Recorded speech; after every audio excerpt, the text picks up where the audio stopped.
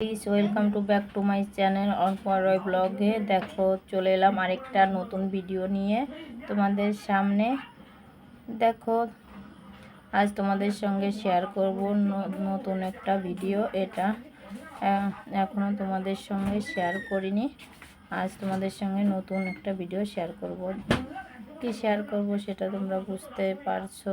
এটা আমি আজকে তোমাদের সঙ্গে শেয়ার করব বোনা খিচুড়ি, ডিম দিয়ে বোনা খিচুড়ি করব, সেটা তোমাদের সঙ্গে শেয়ার করব। বোনা খিচুড়ি করব তার জন্য আমি এই যে সবজিগুলো কেটে নিয়েছি। দেখো আমি আলু কেটে নিয়েছি, আর গাজর, তারপরে নিয়েছি পটল, মিষ্টি কুমড়ো, আর নিয়েছি পুঁই শাকের ডাঁটা। এগুলো আমি কেটে নিয়েছি। এটা আমি বোনা খিচুড়ির মধ্যে দেব। আর দেখো বোনা খিচুড়ি করব ডিম দিয়ে, তার জন্য আমি দেখো দুটো ডিম নিয়েছি এই যে।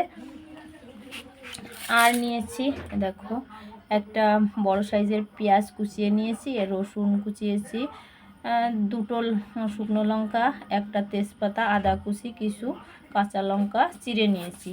আর দেখো নিয়েছি এক বাটি মুগ ডাল, এটা আমি ভাজি করব। আর নিয়েছি 250 মতো চাল, মিনিকেট চাল নিয়েছি। আর এর জন্য আমি ফোড়নে দেব হচ্ছে 5 ফোড়ন। চলো তাহলে রান্নাটা শুরু করি। দেখো আমি রান্না শুরু করে দিয়েছি। তার জন্য আমি কড়াইটা বসিয়ে দিয়েছি। আর এই যে কড়াইটা আমার গরম হয়ে গেছে। আমি এর জন্য ডালটা আমি আগে বলেছি ডালটা আমি একটু ভেজে নেব, কারণ মুগ ডালটা ভেজে নিয়ে খিচুড়িটা করলে খেতে খুব টেস্ট হয়। তার জন্য আমি ডালটা একটু ভেজে নেব। ডালটা আমি হালকা করে ভেজে নিচ্ছি এই যে। আর এই যে আমি ভাজার জন্য হালকা করে এর মধ্যে একটু ঘি দিয়ে দিয়েছি, এটা দেখাইনি। দেখো ডালটা আমার ভালোভাবে ভাজা হয়ে গেছে। এটা আমি এখন নামিয়ে নেব। ডালটা আমার ভেজে নামানো হয়ে গেছে। এখন আমি দেখো ডিমটা ফাটিয়ে নিয়েছি। এটা আমি একটু নেড়ে চেড়ে ভালোভাবে লবণটা মিশিয়ে নেব। এটা আমি এখন ভেজে নেব। দেখো কড়াইটা গরম হয়ে গেছে। আমি একটু সাদা তেল দিয়ে দিলাম। তেলটা আমার গরম হয়ে গেছে। দেখো ডিমটাও আমি দিয়ে দিলাম। ডিমটা আমি একটু এরকম ঝুরি ভাজা টাইপের করে নেব। বেশি ঝুরি ভাজা করবো না, একটু বড় বড়ই থাকবে। দেখো ডিমটা আমার ভালোভাবে ভাজা ভাজা হয়ে গেছে। এটা আমি এখন নামিয়ে দেবো। যাও পিসগুলোও ভালো বড় বড়ই আছে। এখন এটা আমি নামিয়ে নেব। দেখো ডিমটা আমি নামিয়ে নিয়েছি। এখন আমি সবজিগুলো ভেজে নেব, আর সেই সাথে আমি খিচুড়ির ফোড়নটাও দিয়ে দেব। তার জন্য আমি কিছুটা সর্ষের তেল নিয়ে নিলাম। দেখো তেলটা আমার গরম হয়ে গেছে। আমি দিয়ে দিচ্ছি কিছুটা 5 ফোড়ন। আর দেখো দিয়ে দেবো কিছুটা সাদা জিরে। এটা দিয়ে একটু ভালোভাবে এগুলো ভাজা ভাজা হয়ে গেলে, কালার চেঞ্জ হয়ে গেল, দিয়ে দেবো তেজপাতা আর শুকনো লঙ্কা। এগুলো একটু ভালোভাবে ভাজা ভাজা করে নেব আমি। দেখো কালারটা চেঞ্জ হয়ে গেছে, শুকনো লঙ্কা, তেজপাতা। আর এবার আমি দিয়ে দেবো কুচিয়ে রাখা পেঁয়াজ। পেঁয়াজের পিসগুলো আমি একটু বড় বড় সাইজের করে নিয়েছি। আর দেব রসুন কুচি। সেই সাথে আমি দিয়ে দেবো কাঁচা লঙ্কা চিড়ে রেখেছি, ওটাও আমি দিয়ে এটাকে একটু ভালোভাবে ভেজে নেব। তবে এগুলো ভালোভাবে ভাজা না হলে খেতেও ভালো লাগবে না। আর এই পেঁয়াজটা ভালোভাবে ভেজে নিলে খিচুড়ির কালারটাও বেশ ভালোই হয়। দেখো তার জন্য আমি এইগুলো ভালোভাবে একটু নেড়ে চেড়ে ভেজে নিচ্ছি। দেখো পেঁয়াজটা আমার ভালোভাবে ভাজা হয়ে গেছে। এর মধ্যে আমি দিয়ে দেবো একটু গুঁড়ো মশলা। দেখো আমি কাশ্মীরি লঙ্কার গুঁড়ো দিয়ে দিলাম, আর দিয়ে দিলাম একটু জিরের গুঁড়ো দিয়ে এটাকে আমি ভালোভাবে মিশিয়ে নেব। বেশি মশলা আমি ইউজ করব না। দেখো এগুলো আমার ভালোভাবে ভাজা হয়ে গেছে। এখন আমি এই যে কেটে রাখা সবজিগুলো দিয়ে দিলাম। এগুলো আমি ভালোভাবে ভেজে নেব।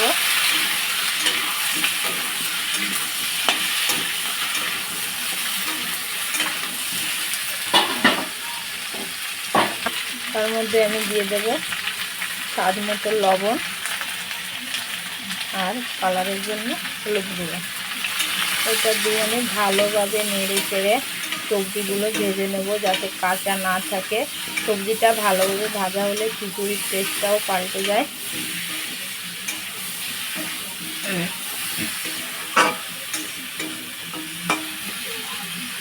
দেখো আমি কিছু টাইমের জন্য সবজিগুলো ভালোভাবে ভেজে নেব, তার জন্য আমি একটু ঢাকা দিয়ে দেবো। ফিরে আসছি সবজিগুলো ভাজার পর। তো এই যে আমার সবজিগুলো ভালোভাবে ভাজা হয়ে গেছে, ভুনা খিচুড়ির জন্য পারফেক্ট হয়ে গেছে। আর আমি এর মধ্যে দিয়ে দেব কুচিয়ে রাখা আদাটা আমি আগে দিইনি, কারণ বেশি ভাজা হয়ে গেলে আদাটা টেস্টটা থাকে না, তার জন্য আমি একটু পরেই দিয়েছি আদা কুচিটা। এখন এটা ভালোভাবে নাড়িয়ে নেব। তারপর আমি এর মধ্যে দিয়ে দেব, দেখো চাল আর ডালটা আমি একসাথে করে রেখেছি, এটা আমি দিয়ে একটু ভালোভাবে নেড়ে চেড়ে মিশিয়ে নেব। তারপর আমি খিচুড়িটা আমি প্রেশার কুকারে দিয়ে প্রেশারে দেব। তার জন্য আমি ভালোভাবে চাল ডাল আর সবজিটা দিয়ে ভালোভাবে ভেজে মিশিয়ে নিচ্ছি ভুনা খিচুড়ির জন্য।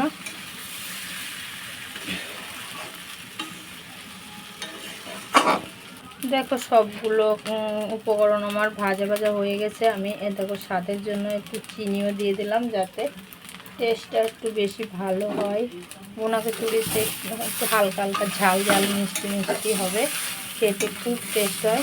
দেখো আমি এইভাবেই করি, তোমাদের সঙ্গে সেটা আমি শেয়ার করলাম। আমার রেসিপিটা তোমরা বাড়িতে ফলো করে আমরা ট্রাই করে দেখতে পারো, খারাপ হবে না আশা করছি।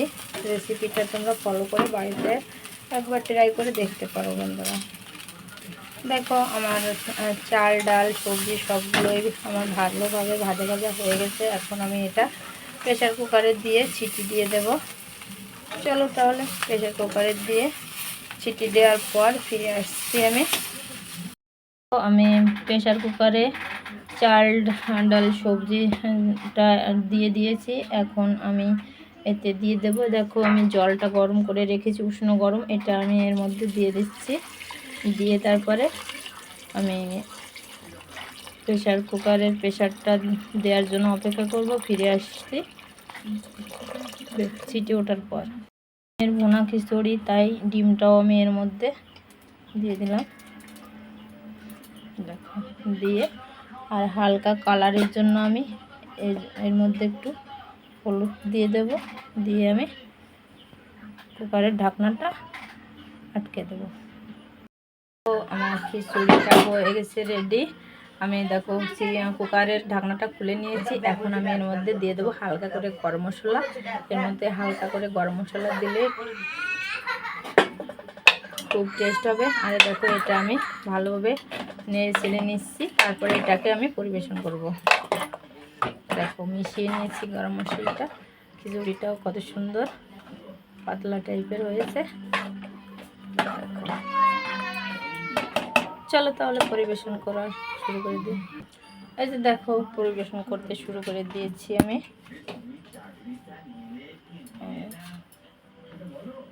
দেখো দেখো এই যে এরকম কালার হয়েছে, খেতেও ভালো টেস্ট হয়েছে। আমি টেস্ট করে দেখেছি, তোমরা এভাবে বাড়িতে ট্রাই করতে পারো। ভিডিওটা আমি এই পর্যন্তই শেষ করছি। তো ফিরে আসবো অন্য কোনো ভিডিও, নতুন ভিডিও নিয়ে, অন্য কোনো রেসিপি নিয়ে। তোমরা সুস্থ থেকো, ভালো থেকো, এই কামনা নিয়েই ভিডিওটা আজ এই পর্যন্তই। Tata, bye bye.